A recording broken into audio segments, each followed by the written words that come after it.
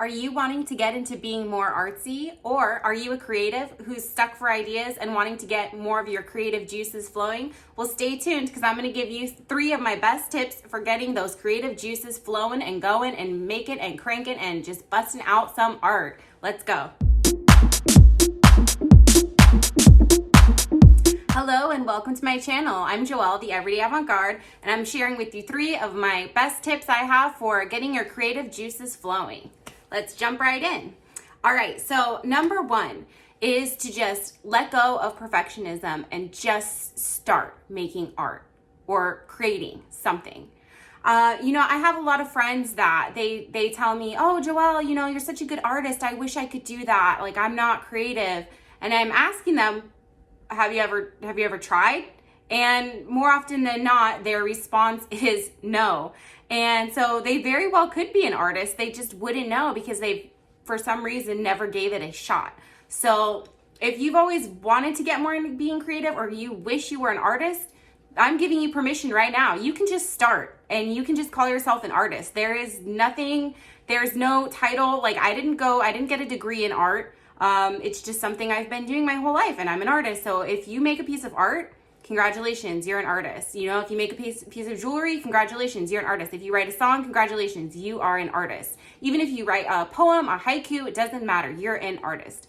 And sometimes I'll have a project that I really want to do, and then I'll think about, oh, well, I don't have this supply, or I don't have that supply. And sometimes I just get stuck, and then I don't make anything because I am so hung up on wanting it to be perfect and wanting to have the right materials. And within the past few months, I said, I stopped doing that. I said, you know what, Joelle, like, if you have a calling to make something, just make it and figure out a way to work with what you have. Don't worry about being perfect. Don't worry if it turns out the way you want. Just give it a go and just try it.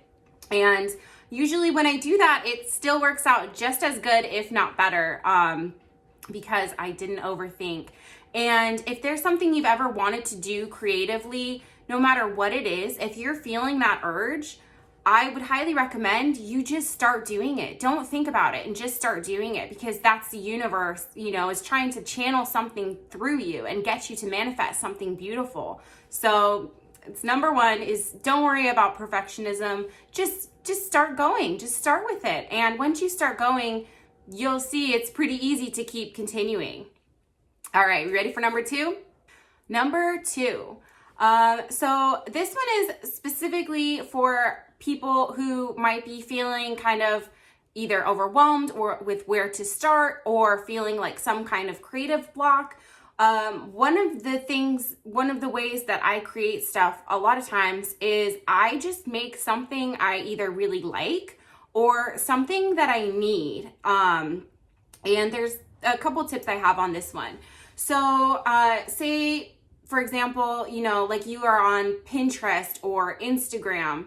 When you see things that you like, I would recommend you start just saving screenshot or save the photo and put it in an album somewhere. Have a little collection of things, and don't worry about whether or not you can make it. Just collect ideas. And when you have that all in in one little area, that's one way. When you look at those things, it'll kind of, give you some ideas of what to do. And then also, like, if you have like a wish list on Amazon, or say there's a product that you really want from the store, I would invite you to think about, is there some kind of way that you could make it yourself, or use what you already have to tweak it and adjust it and transform it into that thing that you like? And this one is especially not particularly for selling your art, but just if it's for your own personal use. I don't think there's anything wrong with copying something else that you like.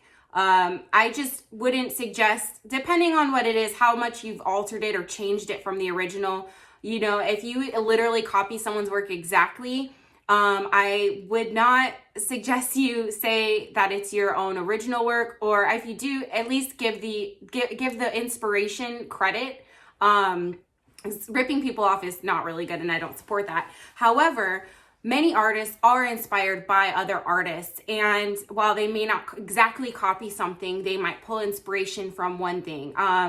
It's like some of my inspirations artistically are Frida Kahlo, Andy Warhol, Who else?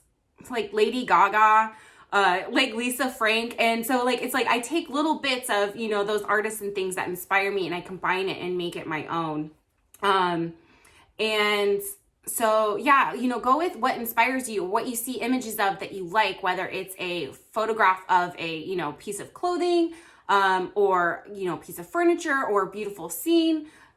Think about what resonates with you in that photo and see if there's some kind of way you can pull inspiration and use that to create something. An example for this, with something I'm going to be doing a future video on, is these curtains I have behind you. I love them. They're green velvet, but they're still not quite everyday avant-garde enough for me. They're not like, I feel like they need a little bit extra, especially since I'm using them now as a YouTube background. I want to add some fun.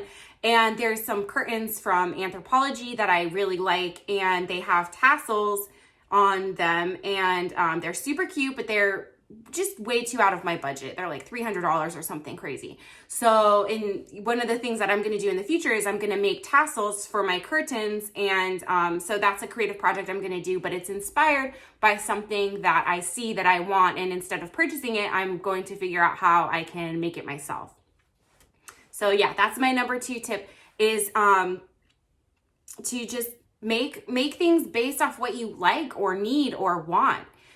Because that's obviously, if it's something that you like, you are somewhat inspired by it. So you might not have to buy from someone else. You might be able to figure out a way to make it yourself. And not only is that going to be maybe saving you money, also it's going to be working your creative muscle.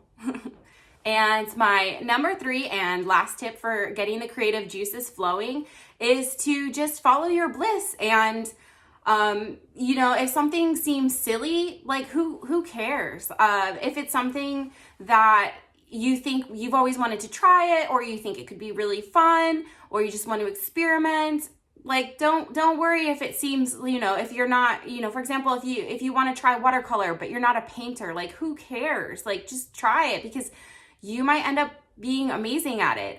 You know, like, or another thing about following the bliss is I would recommend thinking back on your childhood. Like, what kind of things did you like to do back then? Like, did you like Play-Doh? You know, maybe go buy some Play-Doh and play around with that, you know, and as an adult and try it out, or like some air dry clay or some other kind of clay. One of the things I really liked when I was little is Barbie dolls. And it's still something I'm into. It's like I used to make little like sets for my Barbies and props and like little like accessories for the dollhouse and stuff like that. And even as an adult, like I made a cardboard house last year, and you know, so things from your childhood, those can also be really good inspirations for things that can get your creative juices flowing, but also just make you really happy. And I'm a huge believer too. You should be creating stuff that makes you feel good and it makes you smile. So it doesn't matter what it is. If it brings you joy and it brings you bliss, just go for it.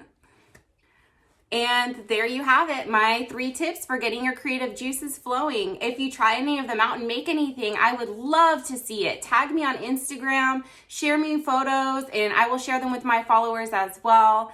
And if you like this video, please hit subscribe, please like, share, comment, all that great stuff. It really helps my engagement so I can share more of my creative stuff with the world.